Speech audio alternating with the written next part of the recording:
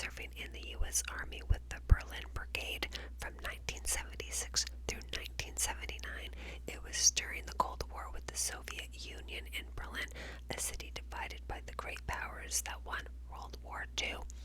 According to the Potsdam Agreement in 1945, Berlin was divided into occupation zones, one each for the Russians, French, British, and the Americans. It was during this time the Americans carried out the only military ceremony with the Soviet Union. It took place in Spandau Prison in the British sector of the occupation. The Prince of Prussia built the structure in the 1840s to confine his political rivals and anyone else he deemed to be subversive. 135 years later, and it still looked like an old medieval castle that Hollywood would create for a horror movie. It was built with 5-foot thick brick and mortar walls to stop cannonballs, and a large wooden steel gate that lowered to seal the main entrance. The Gestapo took it over during World War II and used it to hold prisoners, conduct interrogations, and to perform executions. When I was there, it was a dark, cold, and drafty place, befitting of its only prisoner, Rudolf Hess, the deputy Führer to Adolf Hitler. He was sentenced to Spandau in 1947, and 40 years later, at the age of 93, he would kill himself. For sure, the prison had a long and bloody past, and God only knows what horrors were committed there. The British soldiers stationed nearly knew it to be haunted and avoided the place like the plague.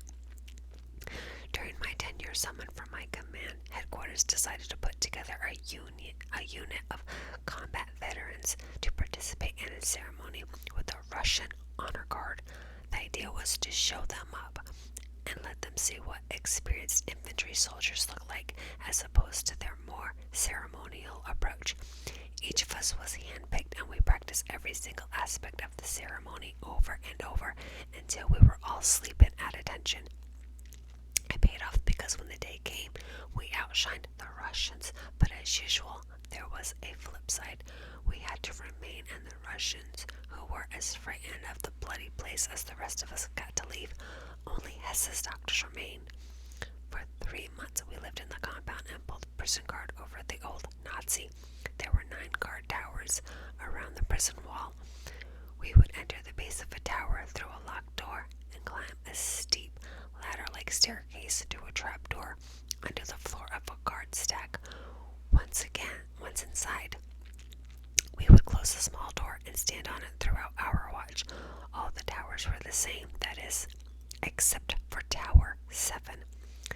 That one was special. Whenever we had to pull guard in Tower 7, the others would ask the next morning if anything happened. I think everyone had experienced something strange there. Did it have anything to do with the French soldier that hung himself in it years earlier? One day it was my time to pull a shift in the infamous tower. As usual, we were marched to each one where the sergeant of the guard dropped off a fresh soldier. When we got to Tower 7, which was located at the rear section of the prison, the sergeant of the guard unlocked the ground level door. I worked my way up the steep staircase, climbed into the guard shack, closed the trap door, and assumed my post as the door far below was once again locked. I had been there just a short while when 2 strange things happened simultaneously. I heard the door at the base of the tower open, and at the same time I felt the temperature drop.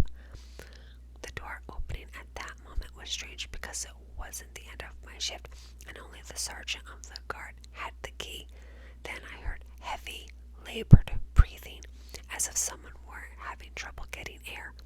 But it was the next sound that turned my blood cold. Footsteps on the stairs, ascending toward me. I called out, "Who goes there? Stop and identify yourself."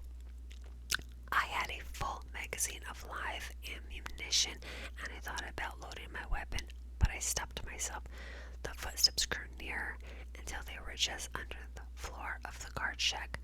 Then something pushed up against the trapdoor, and I was standing on it. I could hear what sounded like someone mumbling something. All the while the trapdoor bumped up and down. It seemed to go on forever, but in reality it was only a few minutes. I was so petrified, and I had stopped, and all was quiet. The next day, when the guys asked if anything had happened on my post in Tower 7, I just told them no. 3 months later, we were all glad to leave this unsettling place known as Spandau Prison. So many people have lost their lives there in such terrible ways. I was happy to be gone, and I never looked back. I guess the German people of Berlin felt the same way after Hess died in 1987. They demolished that brick and mortar house of horrors, and by doing so, freed, I hope, all those trapped and tormented souls. Wow, that story kind of gave me the chills. The next one is titled The Eternally Caring Nurse. My career in corrections began after serving Uncle Sam in 2 separate branches of the military. Years of military service plus a career in the hard, gray, and unforgiving environment of a prison system tends to make a person see things realistically and discard any nonsense. That's why what I'm about to tell you blew my mind. The facility in question was constructed on the East Coast in the late 1800s and then opened in 1900s as a tuberculosis hospital. In the early 1980s, it was remodeled into a prison with housing for minimum and medium security inmates, as well as a medical wing to tend to injuries and a variety of illnesses. I have many fond and not so fond memories of those convicts commuted to natural life sentences after the state removed the death penalty, only to have it reinstated a short while later. I often recall the many inmates that died from illnesses related to HIV and AIDS before modern medications were developed to save lives. Others died from tuberculosis, and of course, there were the inevitable suicides. Many others attempted it, but failed. For the 20-plus years I worked in the institution, there were questions from inmates in the medical section about seeing a black female nurse dressed in red and pink striped clothing. They told me they saw her bring water and sometimes food to the ill men. The first time an inmate told me about her, I assumed he was on a psychotropic meds or some other kind that caused visions or hallucinations.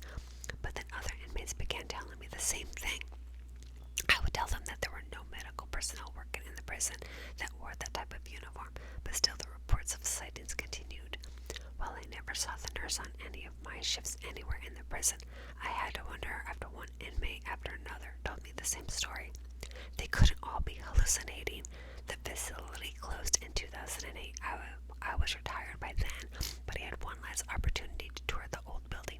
It was in good shape for a structure over 100 years old, so for very hauntingly empty, though in my mind, all those incarcerated lives still occupied the place. As we walked down long empty halls and passed through bare rooms, I could still hear those old bumps, creaks, and other odd sounds I had always attributed to pipes and regulators so common with steam-heated buildings. But steam no longer passed through the pipes. We worked our way up to the 3rd floor, a place never occupied by inmates, though the night shift officers still had to check in each shift. They frequently told me about hearing sounds of someone walking behind them or hearing doors closing in areas they had just secured and locked. There was a story at that time about a patient housed on the 3rd floor back when it was a tuberculosis hospital. Years before it was a correctional facility, the man killed himself by jumping off a balcony. A rope looped around his neck stopped him before he hit the floor. We never knew his real name, so the correctional staff referred to him as Sam. During that 3rd floor, we could hear Sam again, those odd sounds that couldn't have been steam in the pipes in the old empty building. As the door ended, one of the other men in the group, a friend and past co-worker at the correction facility, told him to follow him. I did, asking him what was up, as he seemed quite anxious and jittery. He showed me an old slide carousel and projector he had found in the storage area after setting it up. He proceeded to flip through pictures of the facility taken back when it was the tuberculosis hospital. There were lots of slides from the 50s and 60s of people, patients, and cars in the big parking lot. Then came the pictures he was so anxious about. You remember that nurse the inmates always asked about, the one that would get them water or ice or food items? When I told him I did, he adjusted the slide carousel, ready to see something. He asked. Then he began to show me slide after slide of her nurse. The same nurse. All the inmates had described in vivid detail. In some, she was standing with adult patients, and in others, with pediatric patients. There were a few of her posing with doctors and friends, all taken at the hospital so long ago. I didn't know what to think. Did all these men see an apparition? Ghost? It was very creepy over the low hum of the slide projector. I could hear those bumps, creaks, and other odd sounds.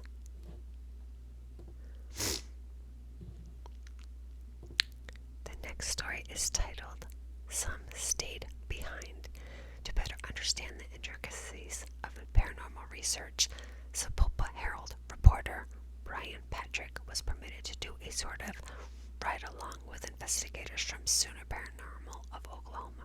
Their target was the former Creek County Jail in Sapulpa, Oklahoma.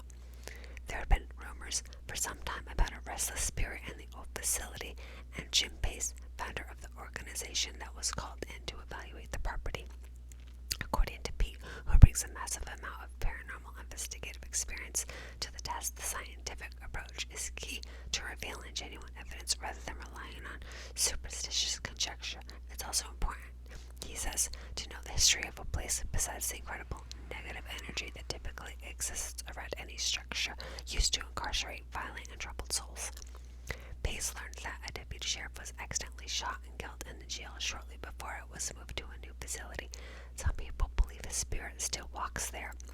Pace likes to first map a site to better track any paranormal activity. He says, when we map a location, we use grid paper to draw a representation of the home, business, or property in order to know precisely where we are recording or filming. We assign numbers to each room we investigate, noting areas on our drawing of reporting activity. This helps us later when we review our work.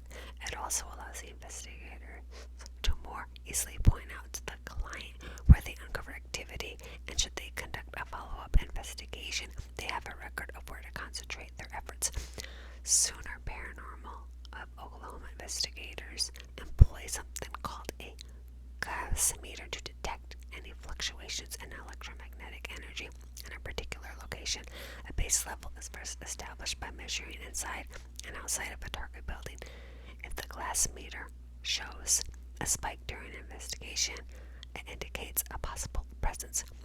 Pace's people are always careful to stay away from electrical conduits. The crew also uses video equipment and motion sensors to disclose movement in a given area, and image is better seen on the equipment. When the investigation is over, the real work begins as the crew evaluates their findings, a process that can take hours. The team found the following after only one investigation. When the second floor was checked for EVPs, electronic voice phenomena, they picked up a voice. Is it okay to shoot pictures in here? An investigator asked the empty room. Shoot me, a voice replied. They discovered one room had random spots that were colder than the rest of the area. A photograph revealed a cluster of 4 orbs in one corner. Perhaps the most dramatic moment of the night happened when both Pace and the reporter, Brian Patrick, felt a tightening of their throats when they neared a door to one of the rooms. Pace's conclusion of the evidence gathered from one investigation was that the old jail might not be haunted, but there was definitely paranormal activity in one place. In fact, Patrick was so impressed that he and his wife joined the paranormal organization and did great work with them for 8 months. The difference between a believer and a skeptic, Jim Pace says, is personal experience. I hope you enjoyed the stories as I have read them. I'll see you again soon. Enjoy the rest of your day or night.